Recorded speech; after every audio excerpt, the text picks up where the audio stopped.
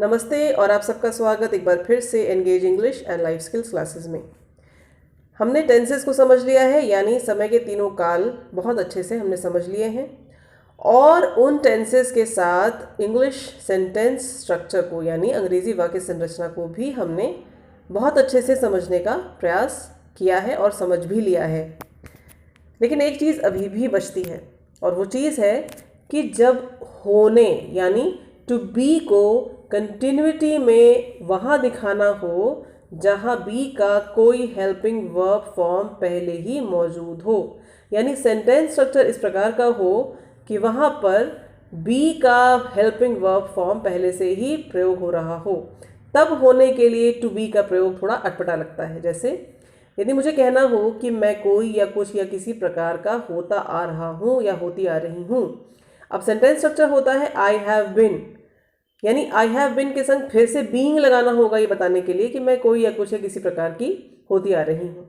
ये वाक्य तो हुआ प्रेजेंट परफेक्ट कंटिन्यूअस में।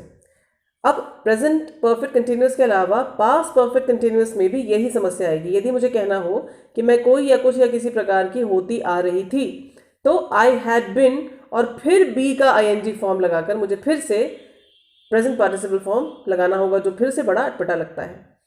इसी प्रकार से फ्यूचर परफेक्ट कंटिन्यूअस में आई विल हैव बिन और फिर बीइंग, यानी मैं कोई या कुछ या किसी प्रकार की होती आ रही होंगी, ये कहने के लिए मुझे इस प्रकार से वाक्य बनाना होगा। ये बड़ा अटपटा है। और फ्यूचर कंटिन्यूअस में भी यही समस्या आती है, क्योंकि वहाँ पर आई विल बी के साथ फिर वर्ब का आईएनजी फॉर्म लगता है। तो यदि मुझे कहना हो कि मैं कोई या कुछ या किसी प्रकार की हो रही होंगी, तो मुझे कहना होगा आई विल बी बीइंग और फिर मुझे वो वाक्य शब्द लगाना होगा जो मैं हो रही हूँ। तो ये जो अटपटापन है बीन या बी के साथ फिर से बी का आईएनजी फॉर्म लगाने की, इसको हटाने के लिए क्या किया जा सकता है? किया ये जा सकता है कि होने के लिए किसी और वर्ब की तलाश की जाए, और वो वर्ब होता है टू गेट। टू गेट का एक अर्थ हम पहले ही समझ चुके हैं, कुछ मिलना, कुछ लेना, कुछ पाना, कुछ प्राप्त करना। लेकिन टू गेट का एक अर्थ होता है कुछ होना या कुछ या कोई या किसी प्रकार का बनना। तो अब हमारी समस्या सॉल्व हो गई। बीइंग की जगह हम गेटिंग का प्रयोग करेंगे उन वाक्यों में जहाँ पर बीइंग का प्रयोग इसलिए नहीं किया जा सकता कि हेल्पिंग वर्ब के फॉर्म में पहले ही बी बैठा हुआ है। अब वाक्य बनाते हैं। मान लीजिए कहना हो मैं कुछ समय से चिड़चिड़ी होती आ रही हूँ। हम वाक्य बनाएंगे I have been getting edgy for some time. चिड़चिड़ा के लिए शब्द होता है एजी, EDGY। ये तो हो गया प्रेजेंट परफेक्ट कंटिन्यूअस। अब इसी तरह से यदि मुझे वाक्य बनाना हो पास्ट परफेक्ट कंटिन्यूअस टेंस में, मुझे कहना हो कि मैं खींचा हुआ या खींची हुई होती आ रही थी। I had been getting irritated, IRRITATED, किसी बात से खींचा हुआ होना, खींचना, टू गेट इरिटेटेड।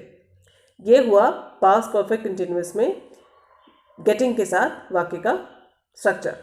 अब यदि फ्यूचर परफेक्ट कंटिन्यूअस टेंस में कहना हो कि मैं 2 हफ्ते से प्रशिक्षित होती आ रही होंगी या होता आ रहा होऊंगा, तो प्रशिक्षित के लिए जो शब्द है वो है trained, TRAINED, trained. To train यानी प्रशिक्षण लेना, और इसी का एक शब्द फॉर्म है प्रशिक्षित के लिए ट्रेन्ड। तो वाक्य बनेगा I will have been getting trained for 2 weeks. ध्यान दीजिए फॉर 2 वीक्स कहा गया क्योंकि 2 हफ्ते की अवधि दिखाई गई, और जब भी कोई अवधि दिखाई जाती है तो अवधि को दिखाने के लिए फॉर का प्रयोग किया जाता है। अब आता है फ्यूचर कंटिन्यूअस। इसमें भी वही करते हैं, गेटिंग का प्रयोग करते हैं। मान लीजिए मुझे कहना है कि इस हफ्ते के अंत में यानी इस सप्ताहांत में मैं ट्रिप के लिए तैयारी कर रही होंगी, या इस हफ्ते के अंत में मैं ट्रिप के लिए तैयार हो रही होंगी। तो मैं कहूँगी I will be getting ready for the trip this week. तो आज के क्लास में टू बी के स्थान पर टू गेट का प्रयोग हम कर सकते हैं, ये हमने जाना। यानी जहाँ जहाँ भी बी के अलग अलग फॉर्म्स हमने इस अर्थ में प्रयोग किए कि जब हमें कहना था कोई या कुछ या किसी प्रकार का होना या बनना, तो वहाँ पर हम गेट को भी उसी प्रकार से प्रयोग में ला सकते हैं। ये आज हमने सीखा, और गेट के साथ उन वाक्यों को हम बनाकर इस प्रकार का अभ्यास करते ही रहेंगे।